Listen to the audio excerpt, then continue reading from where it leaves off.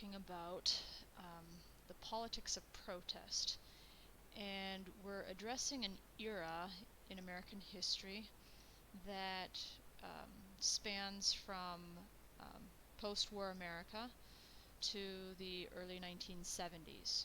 So we have to think about what's going on at this time.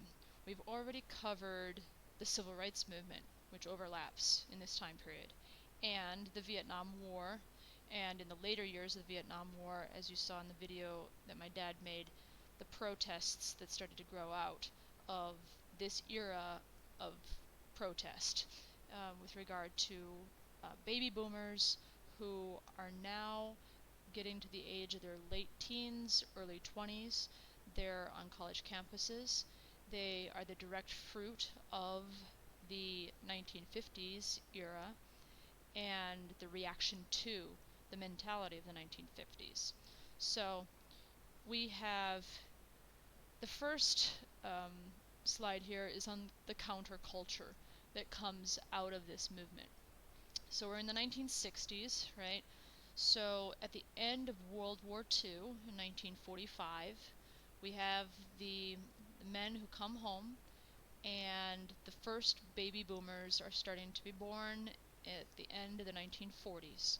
So this is the era in the 1960s of the baby boomers who are coming to adulthood and are reacting against the mentality of the 1950s, which was much more a traditional middle-class conformity society based on order and civil order and moral virtues, and they start reacting against these confining mentalities of their parents from the 1950s.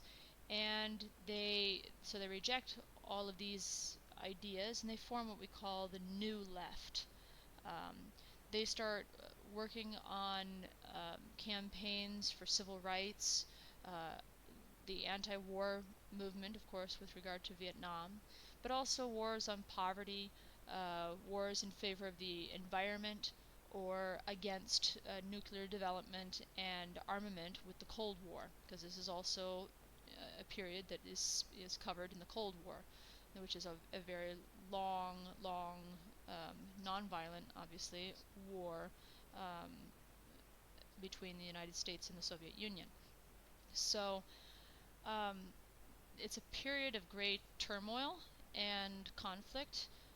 It's a period of new ideas that are coming forth. One of the most prominent political organizations that was formed by American college students at this time was the Students for Democratic Society, which started chapters on all sorts of different campuses throughout the United States. One of their more famous protests was the free speech movement, which took place on the Berkeley campus in California, where they were reacting against rules about protests on campus, and basically started this revolution on American campuses throughout the United States. They also tried to promote women's rights, gay and lesbian rights, and their whole culture could be symbolized by the hippie movement, if you will. So the hippies were this type of person that usually is depicted wearing long hair. They're not usually very clean. They're trying to going back to the nature, and they are usually associated with drugs and alcohol because the drugs would help them discover who they really were as persons, right? They're also called flower children, talking about their escape from society and going back to nature. They lived in what they call communes, where they would share their resources and grow their own food. Again, the whole mentality of going back to nature and rejecting the establishment and modern society that was growing at the time in the capitalistic economic system in the United States, which they were rejecting in general. one of the more famous reunions of these hippies, these flower children, and their demonstrations took place at Woodstock. And it was a music festival in August of 1969. And it's just an iconic symbol of this movement where they proferated their motto of make love, not war. So they were against violence both in Vietnam but also in the armament race with the Soviet Union and in the Cold War.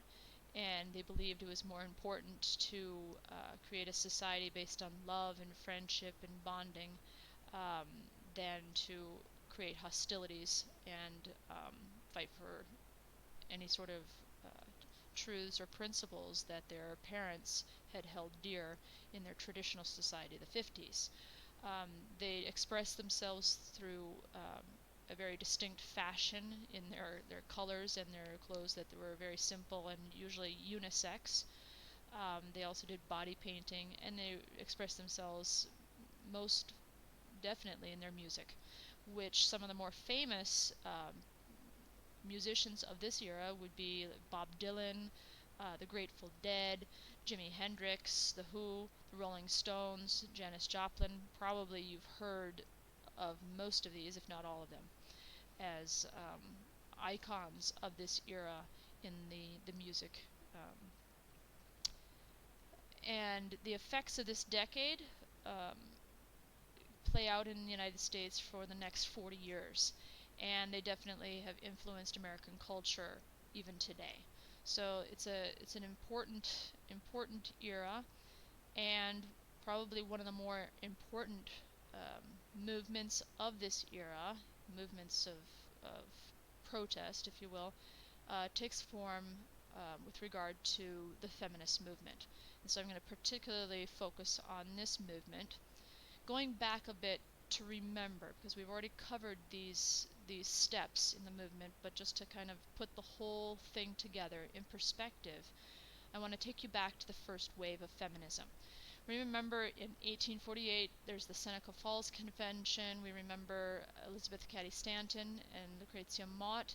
Um, I didn't mention them specifically for you to remember, but they're the two ladies who were significantly involved in the first wave of feminism and got the Seneca Falls Convention together and wrote the Declaration of Sentiments, which essentially takes the words of the founding fathers in the Constitution and the Declaration of Independence, and they basically add the words women and women onto all of the famous documents. For example, here, we hold these truths to be self-evident that all men and women are created equal. So men obviously was a word that was used universally when talking about mankind, humanity as in general. But they wanted to emphasize the fact that men and women were equal in dignity. One was not less than the other or beneath the other. And their sacred right to the elective franchise was their main objective at this moment in the first wave of feminism. We saw then in World War I that women took part in industry in a much greater way and became very influential in the 1920s. And with the help of Susan B. Anthony and Carrie Chapman Catt, they actually got the 19th Amendment passed and were given the right to vote. This brings in the second wave of feminism.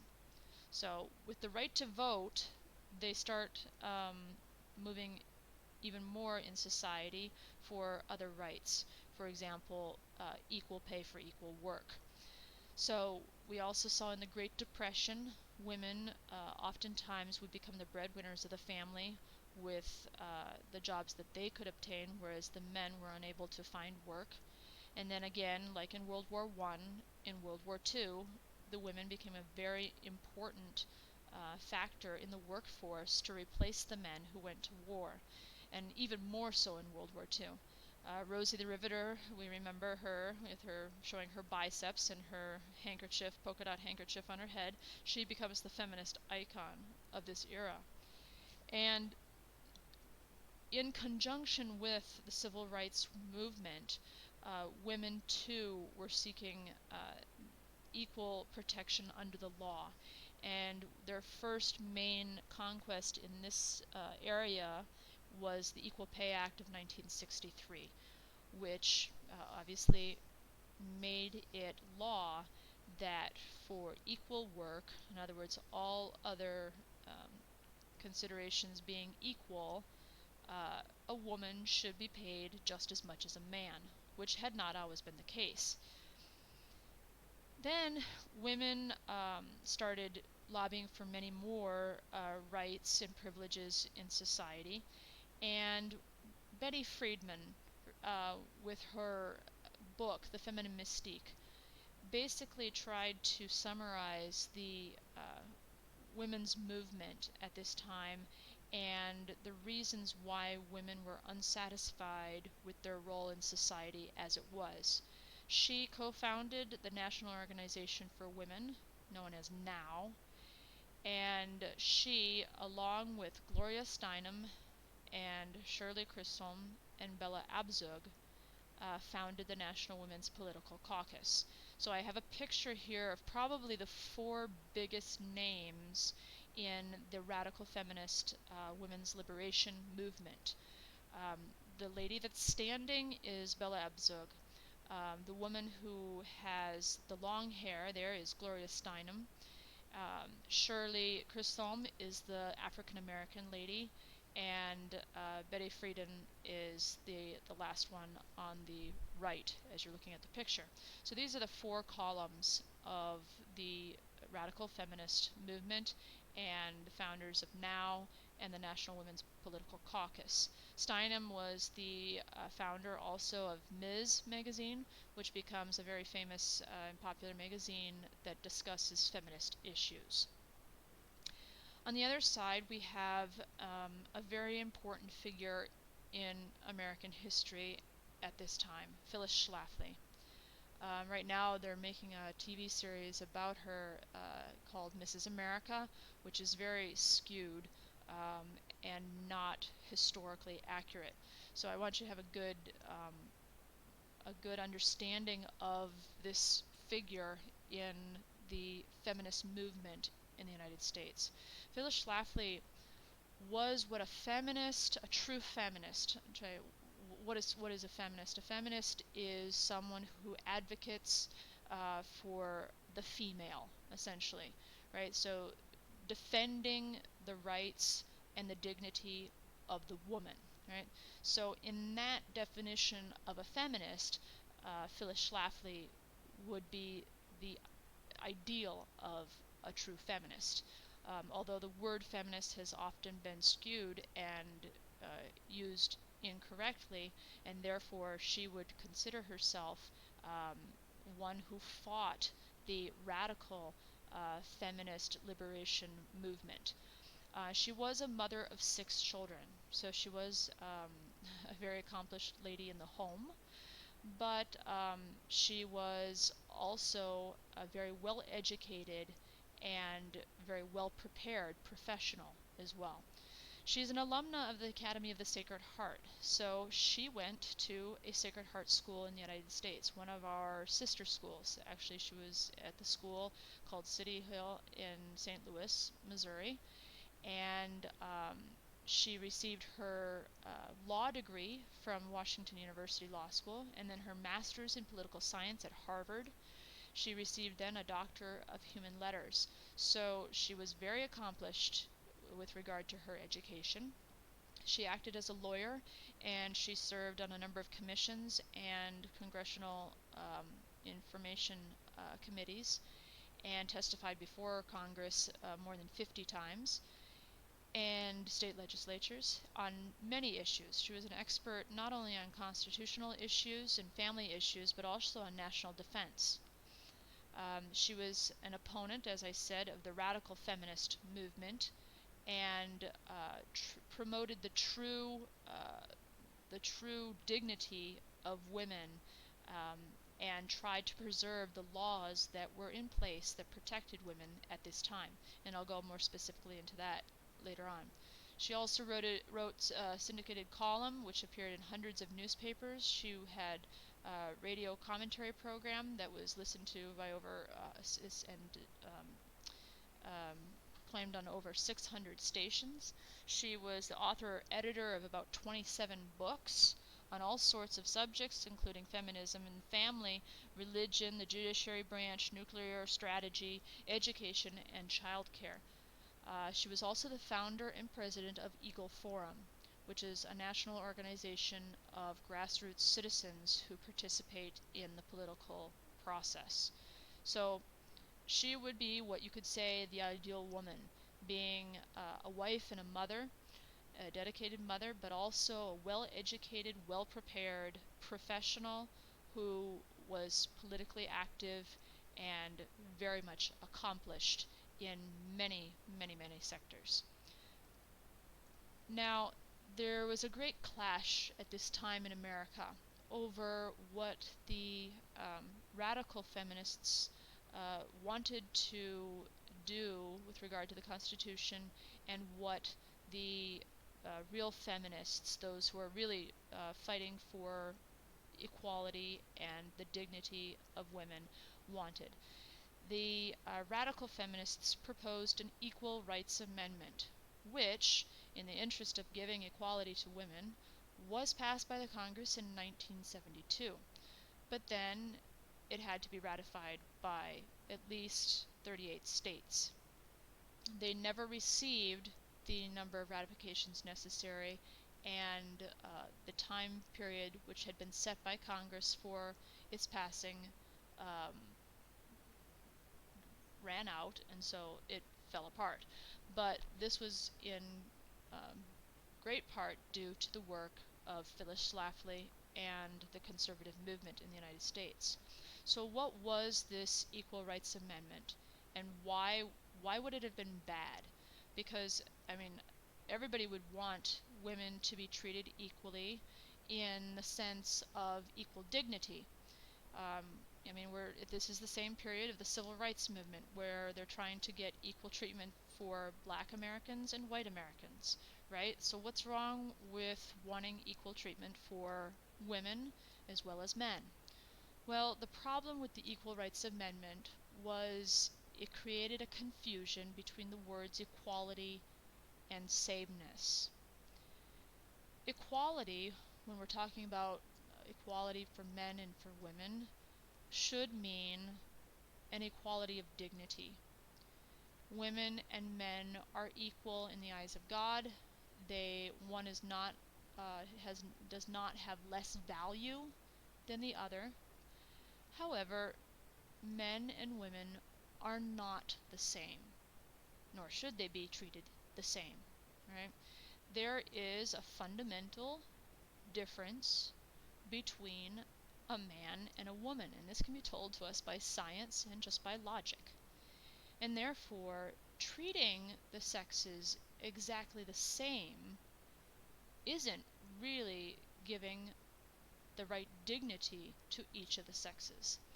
And so, looking more carefully at the words of the Equal Rights Amendment, I have put the quote of the main line of the Equal Rights Amendment at the bottom. Equality of rights under the law shall not be denied or abridged by the United States or by any state on account of sex. Now, although this sounds good, it has very, very, very broad implications. And let's look at it more carefully. Alright. The broad language would be very harmful in the end to the woman. And why do I say that?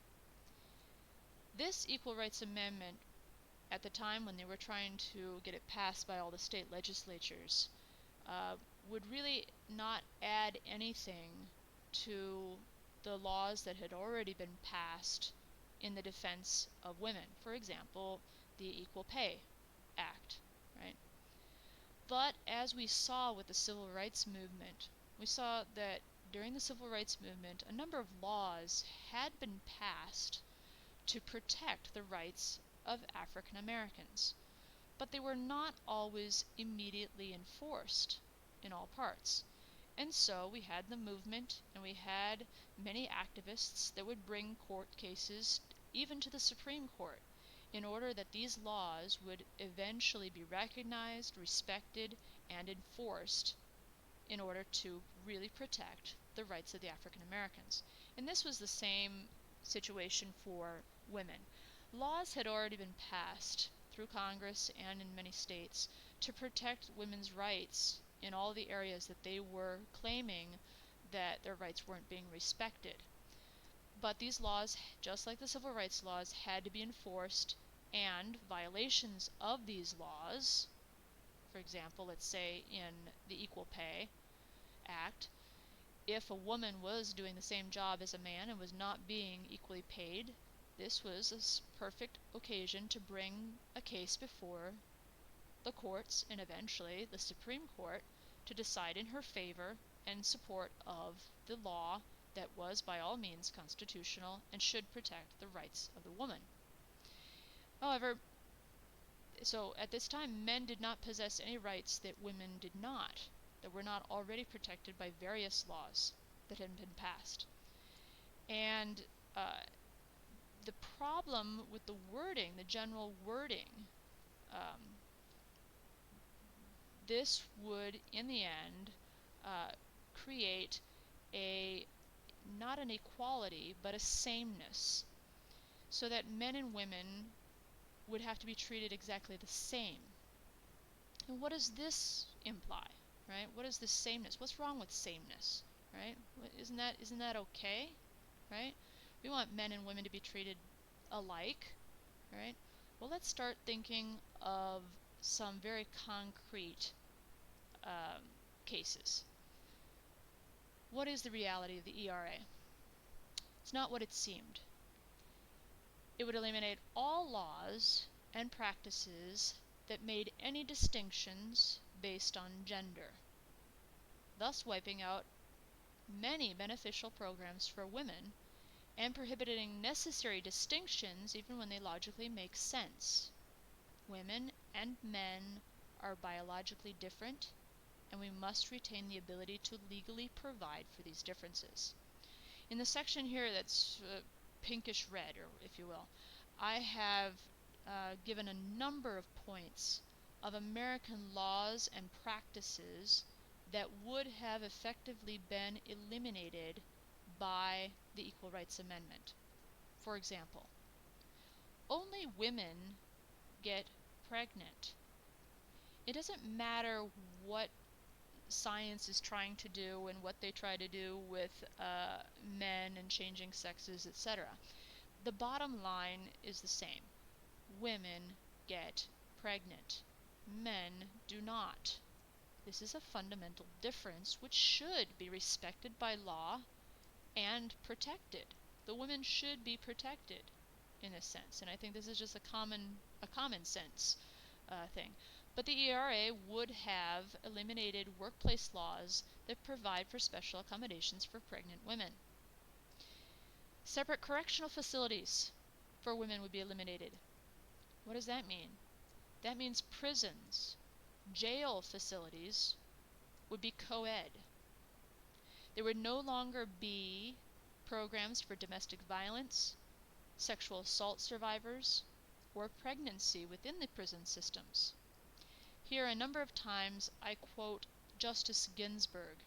Justice Ginsburg is Ruth Bader Ginsburg, who is a very famous Supreme Court justice, and she's a very radical feminist. So she's giving the interpretations. I'm taking her interpretations as a model because she is a Supreme Court justice, so she would be ruling on cases that would be brought up under the ERA, and she believes in the ERA. She wants it.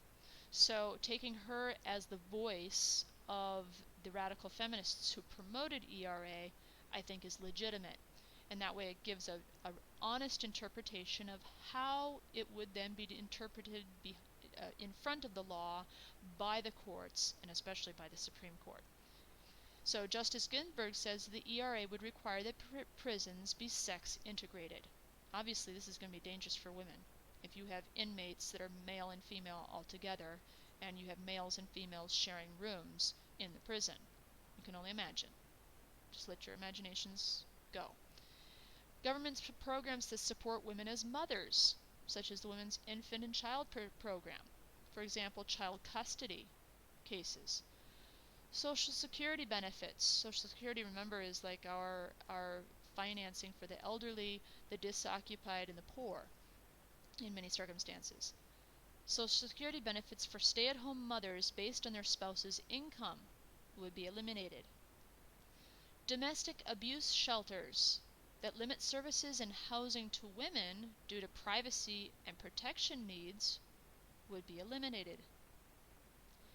The exemption of the women from military draft. What's the draft? That is being called obligatorily to military service. So right now in America, if a draft is enforced, the draft can only call men. It does not call women into military service. A woman can serve if she feels the need or the want. She can serve, and she can also serve in combat. But at the moment, women are not drafted into the military, and they cannot be forced to serve on the front line in combat. Laws and presumptions that support women in the areas of alimony. Alimony is where they receive support from their husbands after a divorce, child support, and requirements of husbands to pay for their dependent wives' medical bills, and the laws that exempt a wife from having to pay her husband's debts, even if he deserts her with children to support, would be eliminated. All right? So this is definitely detrimental to the woman. They're striking down all these laws and practices that respect a woman even more so, that help the woman, right? So it's the ERA here. We're seeing clearly that it's not beneficial, and it's actually striking down the benefits that women already had. Gender distinctions for bathrooms, locker rooms, jails, so he's already said, hospital rooms, sports teams, and schools. You could not have an all-girls school, you could not have an all-boys school. You could not have an all-girls sports team or an all-boys sports team. So women and men would have to compete in sports against each other. Is that fair? Is that just for women? Can you think of a rugby team where you have men and women on the rugby team? That's going to be fun. Locker rooms, you're taking a shower and then the guy comes in. A little uncomfortable. All laws restricting or limiting abortions, including conscientious objection. So in other words, you're a doctor who works in a state hospital. You cannot conscientiously object to providing an abortion. Federal funding of abortion would be mandated. That means tax dollars of all the American public would go to pay for abortions. If sex discrimination, and this is important, this is the last line that I have on the slide. If sex discrimination were treated like race discrimination, right? So we're talking about the civil rights movement. We're comparing the feminist movement to the civil rights movement. If sex discrimination were treated like race discrimination, government refusal to fund abortions would be treated like a refusal to fund medical procedures that affect members of minority races, or the denial of services to blacks but not to whites. So this is talking in the context of the abortion issue, but we can expand it to all contexts. Sex discrimination is not the same as race discrimination. What do I mean by that? Making laws that protect or help or benefit a white man over a black man, or vice versa, is different than making laws and rules that make distinctions between men and women. Making a distinction between men and women is not always bad, is not always against treating one or the other sex with dignity. Race discrimination is determining a difference between one person and another person because they have a different amount of pigment in their skin. What does it mean? Their skin color is different. And on that basis, I treat one person in one way and I treat another person in another way. But that's not the same thing as sex discrimination. Sex discrimination is making a distinction between a man and a woman. There is a fundamental distinction. And in some cases, making that distinction, for example, in segregated prisons, making a distinction is important. It's important, and it's important for the dignity of both the man and the woman. So it's not, you can't use the same logic. Not using the same logic is beneficial for the woman in most cases. We've already just listed a whole bunch of cases in which it's beneficial. And the benefits that they were hoping to obtain through the ERA had already been obtained with other laws. And any place in the society where a law was not protecting the woman, they could make a law to specifically protect the woman from some sort of discrimination that they considered was based on sex and was not reasonable. Just to make it clear that these conditions that I have here in the part that's in red or pink were actually the intention of the ERA promoters. Up in the corner, the blue box, I have listed parts of amendments that were to be made, to be added on to the ERA. In other words, to change the original words of the ERA, to add on, in order to not deny women these rights and these privileges that they had. These amendments were rejected. They were not accepted. The provisions of this article, in other words, the ERA, the provisions of the ERA shall not impair the validity, which means they shall not eliminate, right? I talked about elimination right here. The ERA would have eliminated the following, right? This is saying the ERA shall not eliminate the laws of the United States or any state which exempt women from compulsory military service, from service in combat units of the armed forces, or laws that extend protections and exemptions for wives, mothers, or widows, or impose upon fathers responsibility for the support of children. So these laws that impose upon fathers the responsibility for the support of children, right, shall not be struck down, or secure privacy to men or women or boys or girls. In other words, separate structures, separate bathrooms, separate locker rooms, separate jails, separate hospital rooms. Or make punishable as crimes rape, seduction, or other sexual offenses. Nothing in this article should be construed to grant or secure any right relating to abortion or the funding thereof, which is the last line down here. These provisions, which were supposed to be added on to the ERA in order to protect these rights and privileges of the woman, were rejected. These amendments were rejected. So, the clear intent of the ERA was exactly what the words were saying. There shall be no distinction whatsoever based on male or female. That's a big problem for women. That's not in the best interest of women. Yes, pass a law that says equal pay for equal work. That's just. That's just. There's no reason why A man who has the same job as a woman should be paid more than the woman. The woman shouldn't have the same rights. But that's not what the ERA was going to do.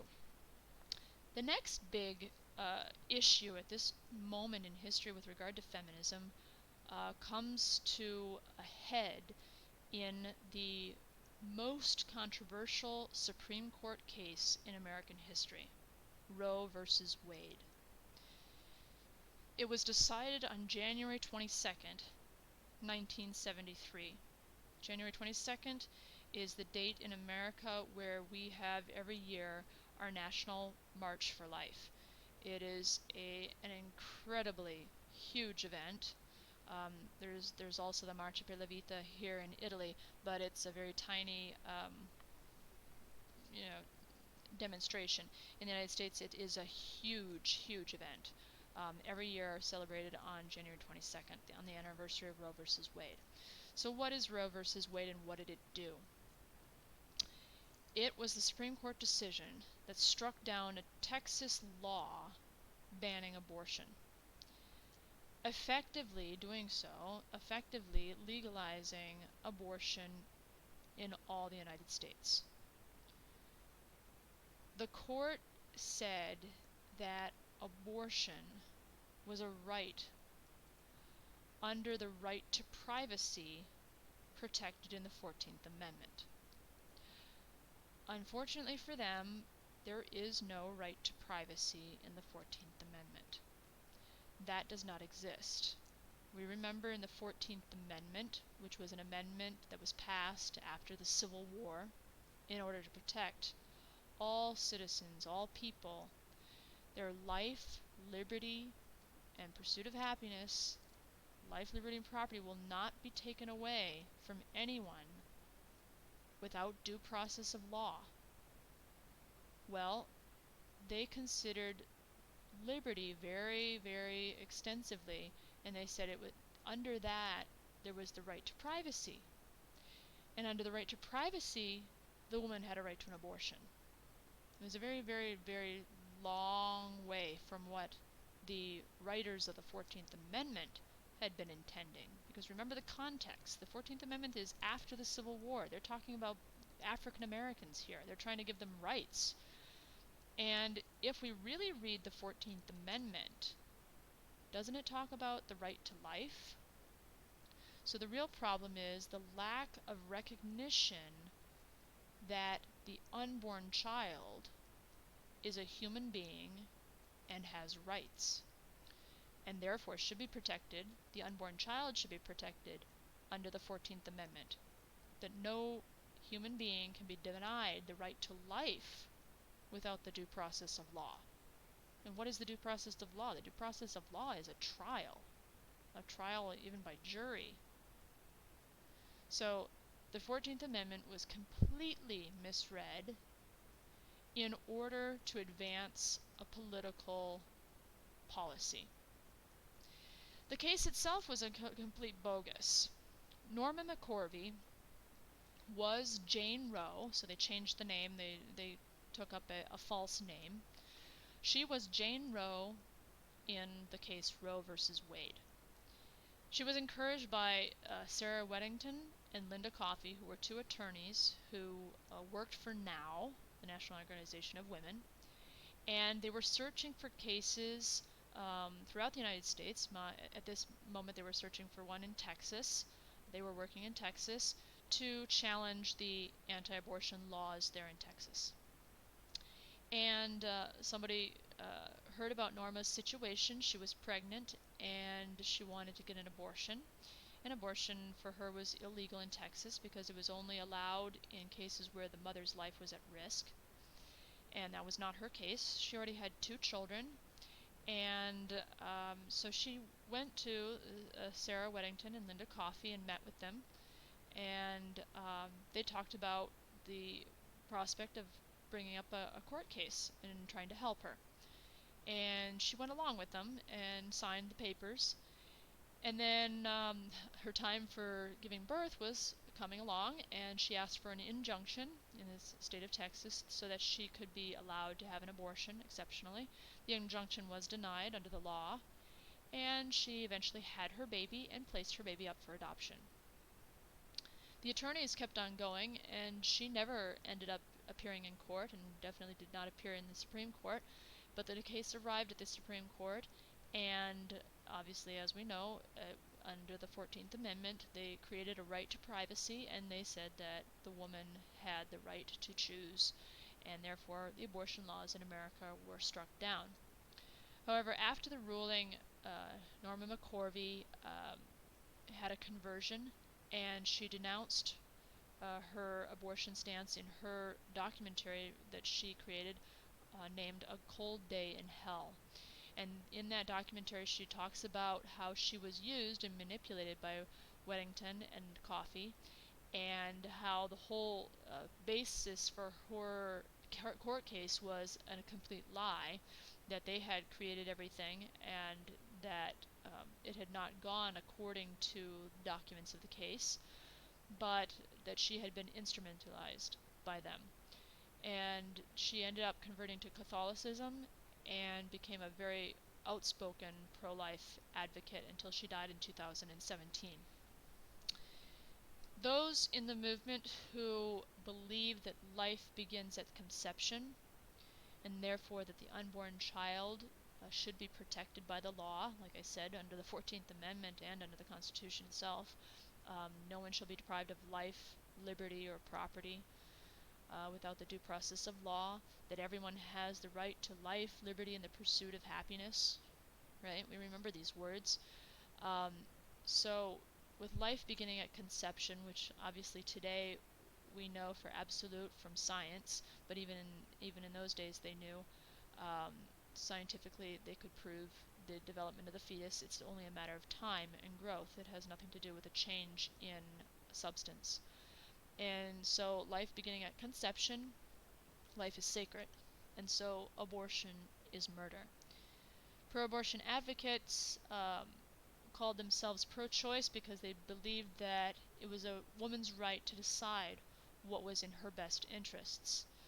The difficulty is that when a woman decides, she's not deciding over herself alone. She's deciding over an innocent human life which is within her, growing and flourishing, but dependent upon its mother. Hundreds of organizations, pro-life organizations, have been formed in the United States to defend the unborn and to help women before in their choice making and after, if they've had an abortion. There are many organizations that help women to heal after an abortion and help them to realize the truth, and then to help others in turn who are suffering from the same decision, or who have not yet decided, and they've given their own testimonies as a help to enlighten those who need that enlightenment, who are in the darkness and who do not feel that they really have a choice. And I've just listed a couple of the more important organizations. The two most prominent pro-abort organizations in the United States right now would be NARAL, the National Abortion Rights Action League, and Planned Parenthood. Planned Parenthood is actually an international organization and the greatest abortion provider in the world. And they pump out their services even in third world countries, trying to eliminate the population as quickly as possible. That's their solution for poverty.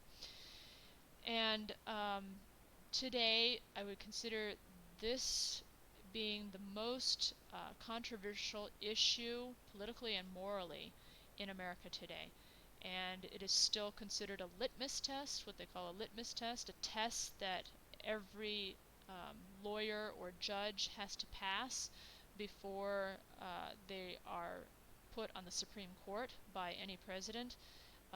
Each president will look at the Supreme Court justice that they are nominating and will definitely seek out to understand what their position on abortion would be. And the same goes for the Senate, who must confirm these appointments. And they often use this as a test to whether they will put the person on the Supreme Court or not, is their position on abortion is fundamental. Because with the changing of the court to a more conservative court, there is a great risk that Roe versus Wade be overturned in the near future. And so we're just waiting for that day. And so what is the real, when I say the real feminist movement today? In other words, women who are really promoting the good of women and the equality of women in its true sense, not in the sense of sameness, and eradicating um, the differences. Radical feminists believe that the movement has not been successful in all areas, especially with regard to women of color, lesbians, immigrants, and religious minorities. They think that it has only helped, to some degree, white, well-educated women. However, true feminists in America have been successful in getting laws passed and court cases heard in the support of those laws, making women in America the most prosperous and opportunity-laden group of women in history. And we can see that today the majority of voters in America are made up of are women. The majority of higher degrees earned in America are now earned by women, and women are celebrating a record low unemployment rate. And so I think today we can more than say that women in the United States, more than in any other country probably in the world, and I mean that seriously, uh, women in the United States are considered equal under the law, under the Constitution, equal in dignity. And they're probably the most fortunate women in the world. And that brings us to the end, and I've put two videos on here to give you the true story behind it all. I want you to know these two people, Norma McCorvey and her real story. So that's a short video that talks about her and her conversion. And Phyllis Schlafly, who was an incredible beacon at this time and who was very influential in the entire conservative movement that eventually will bring Ronald Reagan into the White House as president later on in the 80s. So she's very influential in these years, but her influence carries on into the 80s and 90s as well. And she eventually dies at 92 years old. So this is a very important moment in history for America, and a very important moment in history for women.